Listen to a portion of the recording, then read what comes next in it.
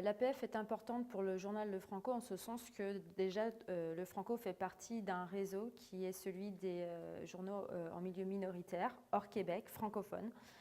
Donc l'union fait la force, tout simplement. C'est une réalité qui est bien différente que celle qu'on connaît dans la province du Québec. Et justement, ça permet de comprendre dans le cadre des langues officielles les défis, les besoins, mais aussi l'importance d'avoir le français dans ces communautés-là. Et justement, la presse a vraiment besoin d'être vivante et vibrante, tout simplement. C'est un peu difficile, on va dire, quand même, de prédire l'avenir. Moi, je n'ai pas une boule de cristal dans ce sens.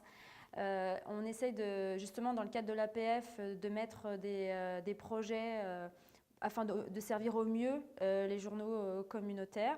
Il y a différents paramètres, on va dire, qu'il faut prendre en considération parce qu'il y a l'aspect, le milieu de la presse écrite, c'est un milieu à part entière. Le milieu de la presse écrite en milieu minoritaire, c'est aussi encore une autre donnée.